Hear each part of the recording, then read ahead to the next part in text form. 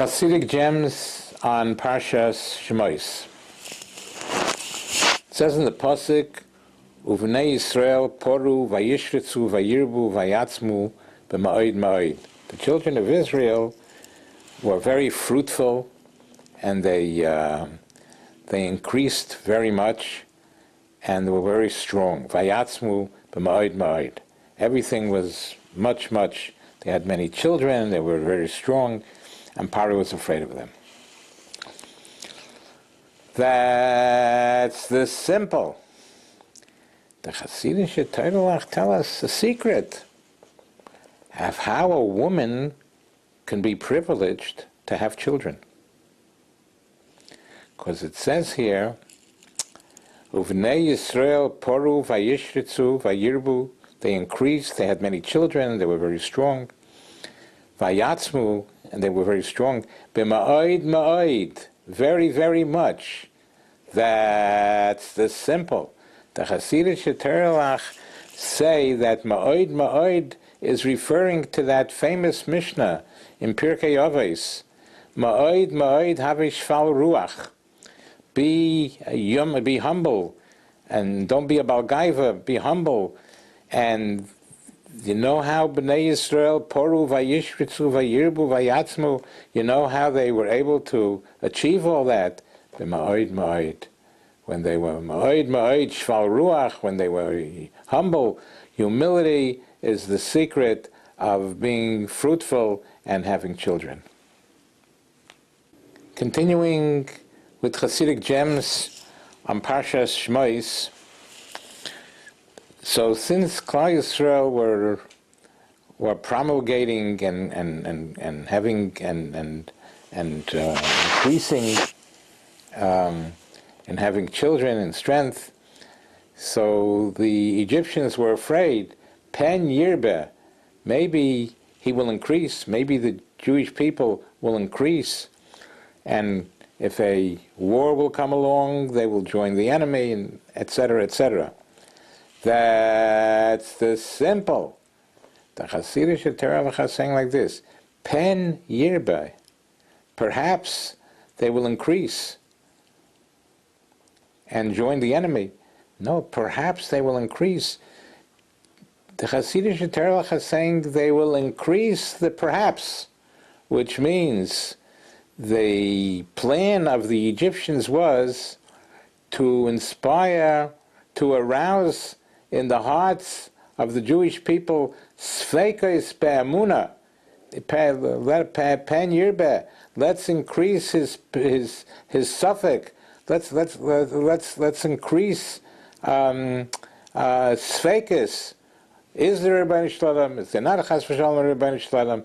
So the lack of emunah will be their defeat. And we will be able to overcome them. That was their strategy, according to the Chassidic Torah, to increase their sfeikos in emunah, that they should doubt there's a Rebbeinu Shalom, and if they don't have that emunah, then they can't possibly win against us Egyptians. So, continuing with the Chassidic gems on Parshas Shmos, so they decided to put the Jewish people into hard labor, l'man hanoisai, in order to afflict them. If they're afflicted, if they have no strength, they will not be able to have so many children, and not strong children. That's simple. L'man hanoisai. What does hanoisai mean? To afflict them. That was the strategy of the Egyptians. Chassidic Torah say hanoisai has another translation. Anias, poor. Let's make them poor. Let's put misim, taxes on them, and let's make them poor. And if they're poor, they won't be able to give tzedakah. If they won't be able to give tzedakah, the Rebbeinu Shalom will not help them. So this is the strategy of the Egyptians, to make the Jewish people poor, and if they don't give tzedakah, Hashem will not come to their aid. Chassidic gems on Parsha Shmos, and now we come to the classic of the day. The classic of the day. It says in the Torah that Moshe went out and he saw this Egyptian smiting a Jewish person. Vayifen choy v'choy, he turned this way and that way, simply to see that nobody's looking, nobody's watching. Vayar ki ein ish, and he saw nobody's watching, and he was able to kill that Egyptian. That's the simple. The Chassidic Torah tell us like this: Koi v'choi. No matter which matzav, no matter which situation a person finds himself, is everything going good? Is everything going well? Or is nothing is going well, and everything is not good, hard? Everything is so hard. In whichever situation a person finds himself, he has to believe and to see that everything is min hashamayim. Vayar ki ein ish, he has to see there's no human being in charge here. There's no human being in charge of the world. There's only a Rebbeinu Shalom. That's what he has to believe in. No matter koi, no matter if things are like this, good, or things are like koi, or things are not good, whatever is happening to him in his life, good or not good, he has to know, he has to be able to have faith and know that ki ein ish, there's no human being in charge. The Rebbeinu Shalom is in charge. He has to have emunah.